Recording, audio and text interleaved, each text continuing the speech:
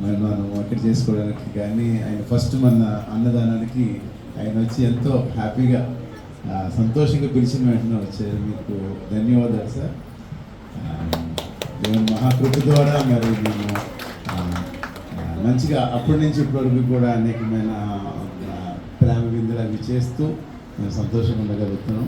అట్లాగే మరి శివ యాదవ్ గారికి కూడా కృతజ్ఞతలండి, మన ఏరియా ఇన్ఛార్జ్ శివ యాదవ్ గారికి. అట్లాగే మరి నా యొక్క తోటి సహోదరులు మేము ఒక మంచి స్నేహితుల్లా ఉంటాము. మన ఇక్కడ టీఎంసీలో వీళ్ళందరూ మన పెద్దలు కృష్ణమూర్తి గారు, వెంకట్ గారు, కొన్ని పేర్లు నాకు తెలియదు కానీ ఏంటంటే మీరందరూ నాకు తెలుసు. మీ అందరికీ కూడా మరి మా ఆహ్వానాన్ని మన్నించి వచ్చినందుకు మీకు ఎంతో కృతజ్ఞతలు చెప్తున్నానండి.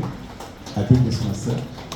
మరి మనము చిన్న అన్నదానం కూడా ఉంది, దాన్ని కూడా మీరు దగ్గరుండి అది మీరు చెయ్యాలి. క్రిస్మస్ అంటే ఇక్కడ ఉన్న దేవుని యొక్క వాక్యం ఏం చెప్తుందంటే, మీ యొక్క పెద్దలను మీరు రెస్పెక్ట్ చేసి ప్రార్థన చేసి వాళ్ళు దీవించమని బైబిల్ చెప్తుంది.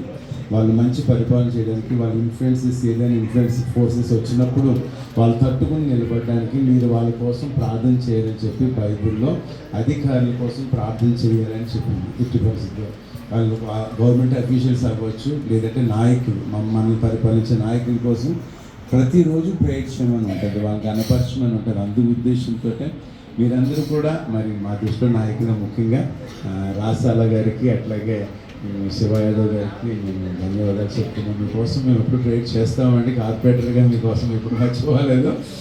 మనం కలిసి చాలా రోజులు అయినప్పటికీ కూడా ఎమ్మెల్యే కోసం, మా మేయర్ కోసం, ఇక్కడ ఉన్న ఎవరు మేయర్ అయితే ఎవరు మినిస్టర్ అయితే వాళ్ళందరి కోసం మేము ఎల్లప్పుడూ ప్రార్థన చేస్తున్నాం. అలాగే చర్చిలో ప్రతి ఒక్కరికి కూడా మేము ప్రార్థన చేయమని చెప్తాను. సంఘస్థులు కూడా మీ కుటుంబాల కోసం ఎప్పుడు ప్రార్థన చేస్తారని చెప్పి నేను ఇక్కడ బైబిల్ పరంగా మేము ఖచ్చితంగా పని చేసినప్పుడు మేము బ్లెస్ అవుతామని చెప్పి దేవుడు చెప్పాడు. కాబట్టి మేము ఖచ్చితంగా మా చుట్టుపక్కల ఉన్న వాళ్ళ కోసం కూడా ప్రార్థన చేయాలి. అదే తర్వాత మేము అడగాలంటే ఏదైనా మీ అందరి కోసం మేము ప్రార్థన చేశాక అప్పుడు మేము ఏదైనా కావాలని అడిగినప్పుడు దేవుడు అనుగ్రహిస్తానని చెప్పారు అన్నమాట. అందుకోసం మేము ఆ ప్రార్థన కలిగి ఉంటాము. మీరు ఎంతగా ఆశీర్వదించబడాలి. 2025 మీ లైఫ్లో చాలా అద్భుతమైన సంవత్సరంగా ఉంటుందని నేర్చుకున్నాము, ప్రకటిస్తున్నాను. మీకు ఎదురు ఉండదని నేర్చుకున్నాను, ప్రకటిస్తున్నాను.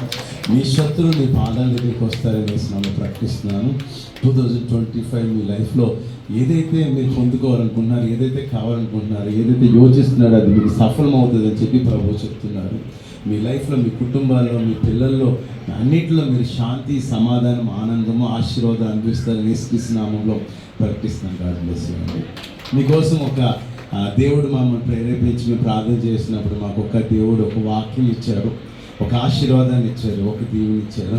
ఆ దీవెనని మీకోసం తీసుకొచ్చాము. అది మీరు ఇప్పి ఇంట్లో చూడండి.